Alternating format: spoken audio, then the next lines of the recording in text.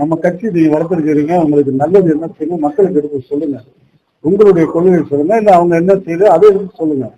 அதை விட்டு தேவையில்லாதான் பேச வேணாங்கிறது எனக்கு தாழ்மையான வேண்டுகோள். தம்பி விஜய் அவர்களே, ஜோசப் விஜய் அவர்களே.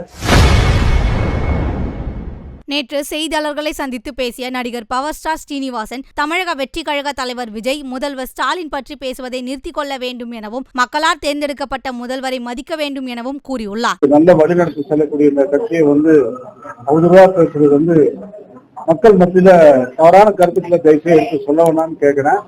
அவங்க எவ்வளவு கஷ்டப்பட்டு எவ்வளவு சிரமப்பட்டு ஆட்சியில வந்திருக்காங்கிறது அவங்களுக்கு தான் தெரியும்.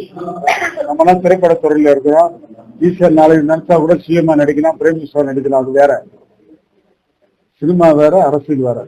அதனால எல்லாமே சினிமா நினைச்சு நம்ம பேசக்கூடாது. வார்த்தைகளுக்கு ஒரு மதிப்பு மரியாதை இருக்கு. நம்ம வரக்கூடிய ஒவ்வொரு வார்த்தைக்கும் ஒரு உயிர் இருக்கு. அப்படிப்பட்ட அந்த உயிரான வார்த்தையில நம்ம தமிழக முதல்வர் தயவு செஞ்சு நீங்க மரியாதை கம்மியாவோ பேர் சொல்லியோ அவதூறாக விஷயம் பேசாங்க. உங்களை மன்றாடி நான் கேட்கிறேன். ஒரு கூட பிறந்த உங்களுடைய விஜயோட அண்ணன் தான் கேட்கிறேன். ஏன்னா நம்ம கட்சி நீங்க வளர்த்துருக்கீங்க, உங்களுக்கு நல்லது என்ன செய்யணும் மக்களுக்கு எடுத்து சொல்லுங்க. உங்களுடைய கொள்கை சொல்லுங்க, இல்ல அவங்க என்ன செய்யுது அதை எடுத்து சொல்லுங்க. அதை விட்டு தேவையில்லாதான் பேச வேணாங்கிறது எனக்கு தாழ்மையான வேண்டுகோள். தம்பி விஜய் அவர்களே, ஜோசப் விஜய் அவர்களே, உங்களை நான் மன்றாடி கேட்டுக்கிறேன். தயவுசெய்து அந்த மாதிரி நீங்க பேசாதீங்க. அது எனக்கும் இல்லை, என்னை சார்ந்த ரசிகர்களுக்கும் தாய்மார்கள் எல்லாருமே எனக்கு போன் வருது, நீங்க பேசணும்னா கரெக்டா அப்படிங்கிறாங்க. ஏன் இந்த ஆதங்கம்? முதல்ல தட்டி கேட்டது நான் தான். அதுக்கு பின்னால் எத்தனையோ பேர் கேட்கறாங்க. அது இப்படி ஒருத்தரா கேட்கும்போது அவருடைய மனநிலை ரொம்ப வேதனைப்படுங்கிறது எனக்கு தெரியும். உங்களுடைய மன கஷ்டத்துக்காக நான் சொல்லல.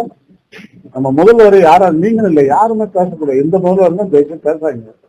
மக்களால் தேர்ந்தெடுக்கப்பட்ட ஒரு அரசு, மக்கள் ஆட்சி, அதுக்கு நம்ம மரியாதை மதிப்பு கொடுக்கணும். வரக்கூடிய எலெக்ஷன்ல கண்டிப்பா திமுக அமோக வெற்றி பெறும். அவர் தான் சிஎம் ஆவாரு. ஆணித்தரமா நான் சொல்றேன்.